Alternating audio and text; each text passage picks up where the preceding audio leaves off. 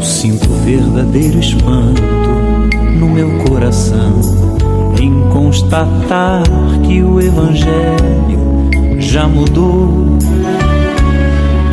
Quem ontem era servo agora acha-se Senhor e diz a Deus como Ele tem que ser. Mas o verdadeiro Evangelho exalta Deus. Ele é tão claro como a água que eu bebi, e não se negocia a sua essência e poder. Ó Senhor, em nome de Jesus, agradecemos nessa noite a oportunidade que o Senhor nos concede de estarmos em Tua casa, neste culto de adoração, Senhor. Ó Senhor, aqui nos apresentamos nessa noite e queremos pedir ao Senhor que continue manifestando a presença gloriosa do Teu Espírito Santo neste culto, nesta noite. Neste momento onde a Sua palavra será pregada, ó Pai, nós não podemos pedir outra coisa a não ser que o Senhor fale ao coração desta igreja. Teu Espírito Santo ministre sobre as nossas vidas nessa noite. Ó Deus, e para isso nós te pedimos neste momento a iluminação do Teu Espírito Santo sobre nós, para que possamos, ó Pai, ouvir a Tua palavra, aplicarmos esta palavra em nossas vidas e vivermos para o louvor e para a glória do Teu santo nome. Nós assim te oramos neste momento, em nome de Jesus. Amém. A paz do Senhor, irmãos. Abram as vossas Bíblias, por favor. Na epístola que o apóstolo Paulo escreveu aos Romanos, capítulo 1. Nós leremos nessa noite 10 versículos, dentro do tempo que nós temos, queremos desenvolver de forma bem precisa. A guisa de introdução, a carta que o apóstolo Paulo escreveu aos Romanos, ela foi escrita no ano 57, entre o ano 57 e 58 depois de Cristo. O apóstolo Paulo escreveu essa carta manifestando o desejo de conhecer essa igreja, porque das igrejas onde ele trabalhou, fundou, é a única igreja que ele escreveu uma carta para uma igreja que ele não tinha tido contato ainda. E ali ele manifesta também o desejo, através dessa carta, de poder ser abençoado por esta igreja para pregar o Evangelho na Espanha. Então, essa carta ela tem um teor profundamente espiritual. O escritor Alan Johnson disse que ela é a carta da liberdade. Martinho Lutero, João Calvino e tantos outros teólogos e pastores asseguraram a importância espiritual dessa carta. Então, de forma breve, nós queremos tratar nessa noite, a partir desses 10 versículos. Irmãos, encontraram? Amém? Amém? A partir do versículo 8, por favor. Primeiramente, eu agradeço ao meu Deus, por meio de Jesus Cristo, por todos vós, porque a vossa fé é anunciada em todo o mundo. Pois Deus, a quem sirvo em meu espírito no Evangelho de seu Filho, é minha testemunha de como incessantemente faço menção de vós em minhas orações, rogando que de algum modo seja possível agora, por fim, ter uma próspera viagem para ir a vós na vontade de Deus. Porque desejo ver-vos para que eu possa transmitir a vós algum dom espiritual, a fim de que sejais fortalecidos. Isto é, para que eu possa ser confortado juntamente convosco pela fé mútua, tanto a vossa quanto a minha. Ora, eu não quero que ignoreis, irmãos, que muitas vezes eu propus ir até vós, mas tenho sido impedido até agora, para que eu também possa ter entre vós algum fruto, mesmo entre os demais gentios. Eu sou devedor tanto a gregos como aos bárbaros, tanto aos sábios como aos ignorantes. Então, quanto está em mim, estou pronto para pregar o Evangelho também a vós que estáis em Roma. Porque não me envergonho do Evangelho de Cristo, pois é o poder de Deus para a salvação de todo aquele que crê. Primeiro do judeu e também do grego, porque nele a justiça de Deus é revelada de fé em fé, como está escrito, o justo viverá da fé. Amados, em março de 1999, foi lançado um filme chamado O Resgate do Soldado Ryan. E aquele filme, ele narra os horrores da Segunda Grande Guerra Mundial, que durou de 1939 até 1945, e embora o enredo ali narrado seja fictício, os demais eventos, eles são baseados em fatos reais. Ali o Capitão Miller, vivido por Tom Hanks, ele recebe a missão de comandar um grupo do 2º Batalhão para o resgate do soldado James Ryan. Eu acredito que aqueles que têm pelo menos mais de 30 anos devem lembrar desse filme aqui. E o desenrolar do filme é o seguinte: existe uma família que tinha 4 filhos na guerra, e isso foi muito comum. E desses 4, 3 morreram.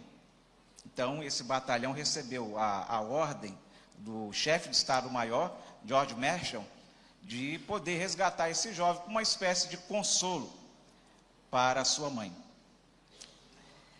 A ideia que a gente tem ali naquele filme, que narra, né, a guerra, e uma guerra, nós aqui no Brasil não temos ideia do que seja uma guerra. É de muita tensão a todo instante e aquele sentimento de libertação e salvação. Essa perícope que nós lemos nessa noite, irmãos, ela também nos leva a refletir a respeito de libertação e salvação, não no sentido de uma guerra, mas no sentido da salvação, da libertação da alma, de uma eternidade de sofrimento eterno sob a ira de Deus. Porque nós somos muito acostumados a falar a respeito do amor e da misericórdia de Deus, mas nós somos muito relapsos a falar a respeito da ira de Deus. E de um tempo para cá a gente tem visto a manifestação quase que sorrateira da ira de Deus entre tantos eventos que temos visto acontecer. Então essa passagem, irmãos, ela evidencia o zelo que o apóstolo Paulo tem por aqueles irmãos, mas revela alguns pontos que são importantes nós destacarmos nessa noite, que é o poder libertador e salvador do Evangelho. Por quê que o Evangelho tem o poder libertador e salvador? Porque a lógica é essa: libertar. Primeiro, libertar. Eu não posso inverter a ordem. Primeiro, a necessidade de libertação. Depois, a necessidade de salvação. Então, Paulo nos mostra aqui que, primeiramente, o Evangelho, ele é libertador e salvador porque está fundamentado na fé. Versículo 8. Se os irmãos puderem permanecer, por favor, com a Bíblia aberta, eu vou agradecer, para vocês acompanharem comigo. Versículo 8. Primeiramente, eu agradeço ao meu Deus, por meio de Jesus Cristo, por todos vós, porque a vossa fé é anunciada em todo o mundo.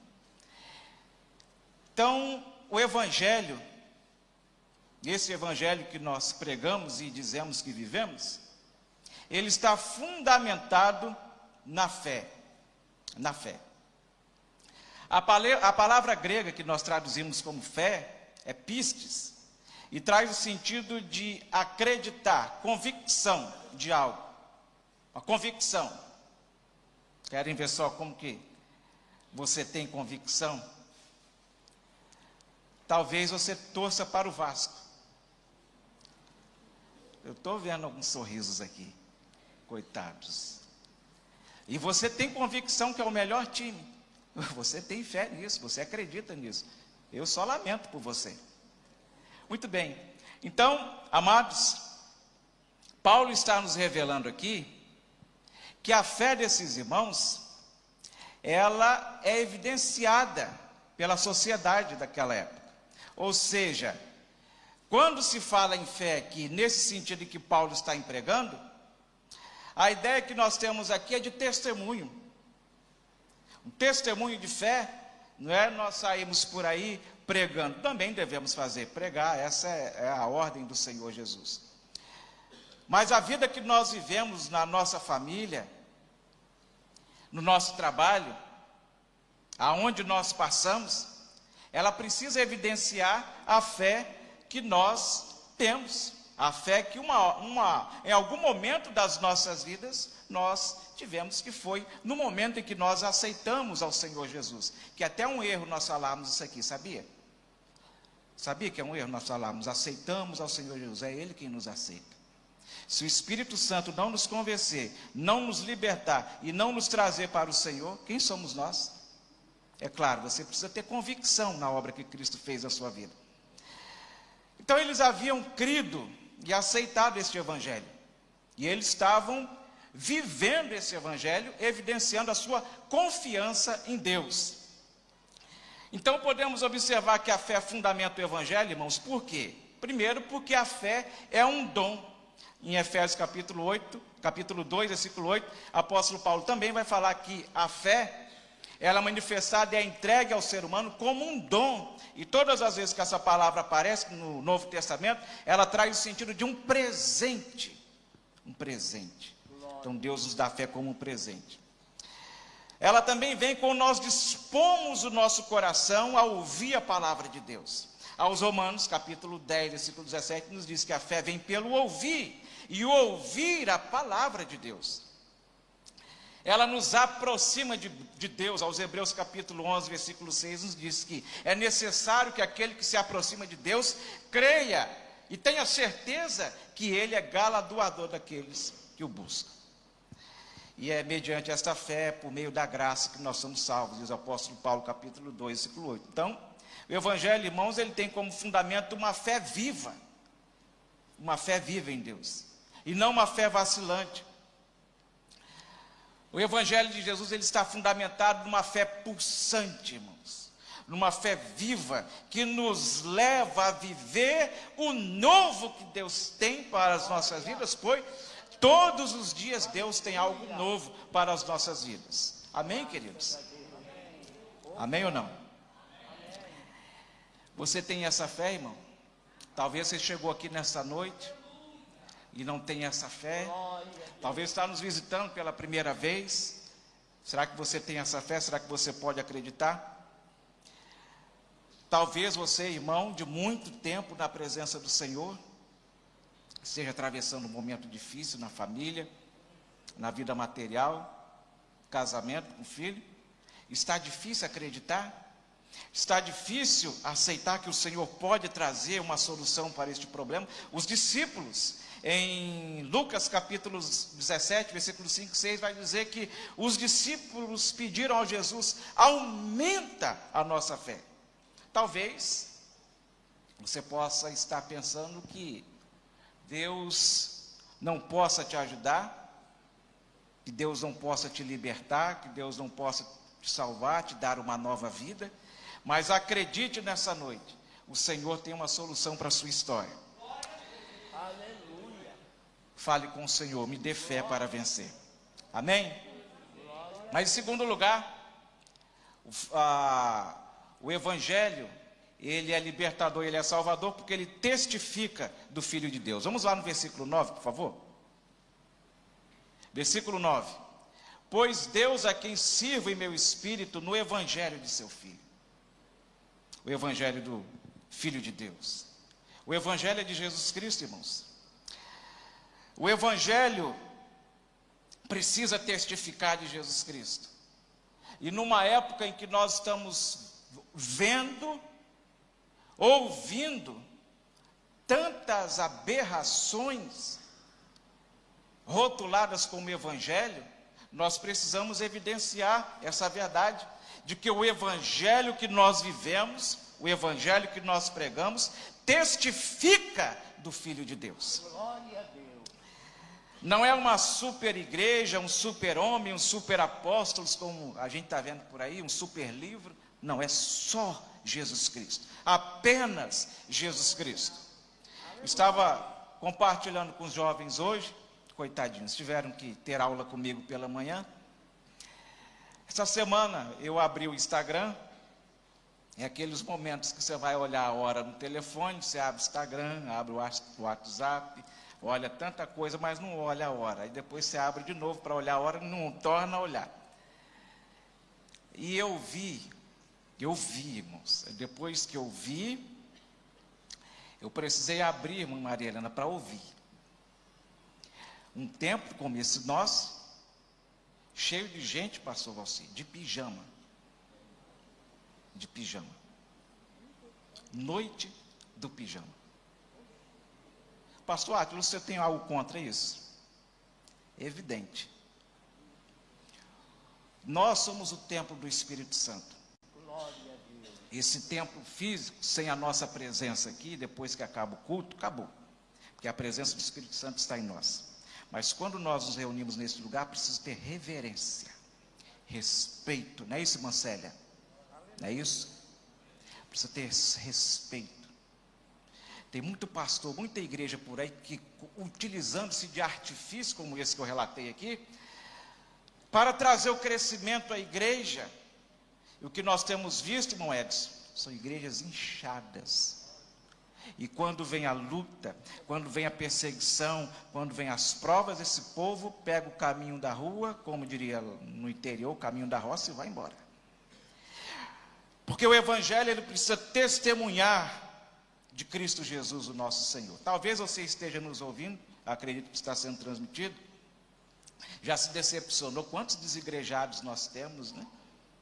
Talvez você se decepcionou com alguma dessas igrejas. Talvez você está aqui hoje, mas ainda existem igrejas como a nossa, que testemunha do verdadeiro evangelho, que testifica que Jesus Cristo veio em carne, viveu vida santa, morreu, ressuscitou ao terceiro dia e foi recebido à destra de Deus, aos olhos de 500 pessoas que testemunharam, e lá ele está a interceder por mim e por você.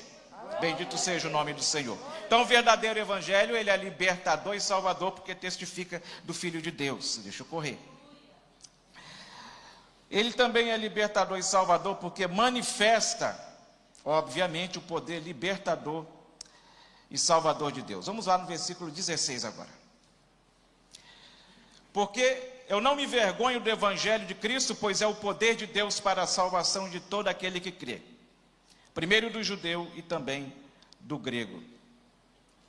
No versículo 1, irmãos, desse capítulo, Paulo usa uma palavra para se referir a servo de Cristo, que na nossa transliteração foi usada a palavra servo, mas o correto teria sido escravo, que é a palavra doulos no grego, que traz o sentido de escravo, que na cultura helênica, irmãos, era extremamente vergonhoso ter escravos. Quantas irmãs estão aqui que já devem ter falado em suas casas que eu trabalho nessa casa igual uma escrava? Já teve algumas irmãs que falaram isso? Aproveita, irmãs. Abriu o confessionário agora. Quantos jovens e adolescentes que às vezes vão fazer as coisas de casa e falam: eu aqui nessa casa não sou um jovem, não sou adolescente, eu sou um escravo. Escravo. Se nós soubéssemos o que é escravidão,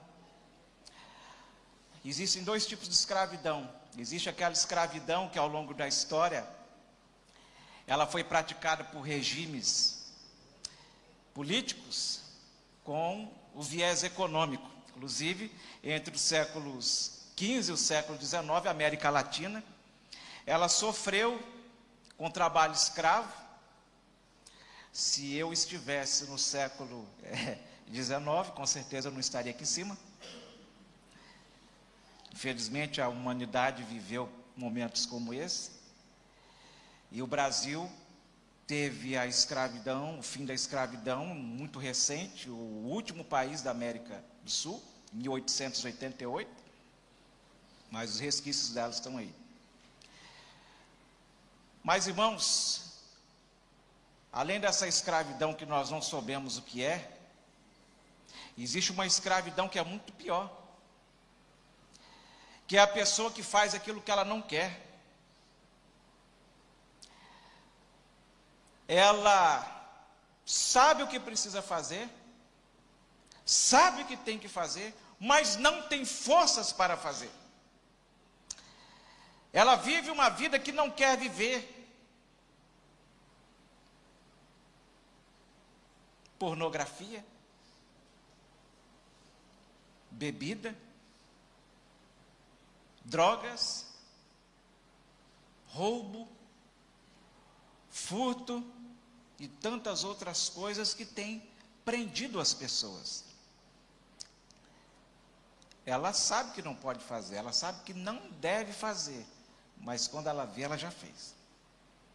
Isso se chama escravidão, escravidão espiritual. E Paulo aqui ele está falando que ele não tem vergonha de ser escravo, ele não tem vergonha do Evangelho. E quando ele fala aqui que o Evangelho é poder de Deus, ele tem ideia, ele aplica a palavra dínamos ou dunamis, no grego, que significa uma força inextinguível, uma força que não se acaba. E quando ele fala que o Evangelho é poder para salvar, para libertar, ele está aplicando essa força, e essa força ela vem através do Espírito Santo, que dá força para vencer os vícios, que dá força para vencer a pornografia, que dá força para vencer a nossa carne e fazermos a vontade de Deus. Por isso que o Evangelho, ele é um poder libertador, porque você sozinho não se liberta, você sozinho não consegue. Tratamentos psiquiátricos não podem trazer aquilo que apenas o Espírito Santo no seu poder pode trazer. O Evangelho é o poder libertador e salvador de Deus. E ele utiliza também a palavra salvação, sotéria, no sentido de saúde, segurança e preservação. Assim o Evangelho salva os que creem no sentido das consequências do pecado. O mundo vai ser julgado dentro em breve. E aqueles que vivem em pecado deverão pagar por aquilo que andam fazendo. Deus é bom, Deus é misericordioso. Mas Ele vai trazer juízo e Ele vai trazer justiça àqueles que não se decidirem por Cristo. E por fim, o Evangelho ele é poder libertador e salvador, porque ele revela a justiça de Deus. Versículo 17. Porque nele a justiça de Deus é revelada de fé em fé, como está escrito: o justo viverá pela fé. Em agosto de 1967, irmãos, era preso em Curitiba José Acácio Pereira da Costa, conhecido e apelidado de o bandido da luz vermelha. E eu me senti tentado a fazer uma brincadeira aqui agora, mas não vou fazer porque os flamenguistas vão sair muito chateados, muito tristes comigo. Vai complicar. Esse jovem, ele teve a pena, uma das maiores penas aqui, eu acredito que tenha sido, não sei, doutor Ricardo e a doutora Ediel estão aí, talvez sabem de algum outro caso. 351 anos ele pegou. Assaltos, estupros e homicídios. Em 98 ele saiu, depois de cumprir 30 anos, e alguns meses depois ele foi assassinado em Curitiba. Irmãos, nós entendemos, como eu falei agora há pouco, todos nós temos as nossas obrigações para com a justiça. E salvo engano, quando uma pessoa ela pratica um crime, depois de 5 anos prescreve, não é isso? Não fica mais nos registros. Mas durante um tempo fica no registro. E Paulo está empregando o sentido da palavra justiça aqui, no sentido do ser humano ser justo. Deixe-me explicar, irmãos. Deus tem um padrão de santidade que precisa ser obedecido. Ele é o juiz absoluto. E todos precisam pagar pelos seus pecados, pelos seus atos. Quem de nós teria condições de pagar? Então, Paulo está empregando o sentido da palavra justiça aqui, a justiça de Cristo que é aplicada a nós. A justiça de Cristo nos torna limpos diante de Deus. Eu até brinquei com o doutor Ricardo de manhã, que perante a justiça de Deus, a pessoa acabou de cometer um crime, seja ele qualquer aqui, E se ele, ao virar as costas, alguém o interpelar, e ele aceitar a mensagem de Cristo, automaticamente, e se converter, não existe mais nenhuma condenação para a sua vida. Ele está limpo diante de Deus. Então Paulo está falando que nós precisamos ter certeza da nossa justificação. Quantas pessoas que nós encontramos e que falam: ah, mas fulano cometeu isso e aquilo outro, e agora está se escondendo atrás da Bíblia. Se você, crente, já falou isso, você está errado. Porque se essa pessoa realmente foi liberta pelo Espírito Santo e o Evangelho alcançou essa pessoa, diz-nos a palavra do Senhor que o sangue de Jesus Cristo nos purifica de todo o pecado. Portanto, nenhuma condenação há para os que estão em Cristo Jesus. Por isso, o Evangelho de Cristo, ele é libertador e ele é salvador. Meus amados, encerrando, no filme que eu citei agora há pouco, eu não trouxe detalhes, nem vou trazer para a gente não fazer spoiler, talvez alguém não assistiu. A gente vê a todo instante uma luta pela libertação e pela salvação. E, traçando um paralelo, essa é a vida de todos os seres humanos, diariamente, uma luta constante por libertação e salvação. E nós vimos que o Evangelho, ele tem poder para libertar. Primeiro, porque ele está fundamentado na fé, numa fé viva. Em segundo, porque ele testifica do Filho de Deus. Em terceiro, porque ele manifesta o poder libertador e salvador de Deus. Em quarto, porque ele revela a justiça de Deus. Talvez você nessa noite pode ter chegado aqui imaginando que os vícios te dominam e você vive triste por isso, porque você não consegue se libertar. Se o Filho vos libertar, verdadeiramente você será livre. Aleluia. E conhecereis a verdade, e a verdade vos libertará. Aleluia. Este evangelho que nós falamos nessa noite de forma muito resumida, o Espírito Santo aplicando este evangelho à sua vida, você se arrependendo dos seus pecados, o Senhor pode transformar a sua vida nessa noite. Existe alguém que quer tomar essa decisão nesta noite por Cristo? Talvez você chegou aqui desanimado, talvez você pode ter chegado aqui desesperançado, mas o Senhor, Ele pode transformar a sua vida.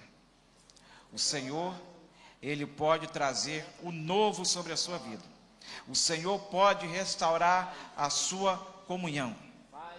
Existe alguém nessa noite que gostaria de tomar essa importante decisão? Como eu falei, nós não aceitamos a Jesus. Ele é quem nos aceita. E você pode vir da maneira em que você estiver, porque Ele te aceita nessa noite. O Senhor está de braços abertos para te receber. Nessa noite, talvez você, meu irmão, minha irmã, pode estar lutando contra uma tentação. Há muito tempo. Acredite que o Senhor pode trazer a libertação sobre a sua vida. Vamos colocar sobre os pés e fazer essa oração. Se você quiser manifestar vindo aqui à frente, eu tenho certeza que Deus tem poder libertador e salvador nessa noite. Senhor, em nome de Jesus, neste momento agradecemos ao Senhor pela Tua palavra e sabemos que o Espírito Santo é quem convence o homem do pecado, da justiça e do juízo, Senhor. Queremos neste momento pedir ao Senhor que esteja trabalhando em cada coração que ouviu esta palavra. E que este homem e esta mulher possam refletir a respeito dessa mensagem, Senhor. E possam receber do Senhor a oportunidade de tomar, ó Pai, essa importante decisão para a sua vida. Que o Teu Espírito Santo, ó Senhor, possa trazer o alento sobre esta vida, em nome de Jesus. Amém. Se camuflado a excelência perderá. O Evangelho é que desvenda aos nossos olhos e desamarra todo nó que já se fez. Porém ninguém será liberto sem que clame, arrependido aos pés de Cristo, o Rei dos Reis.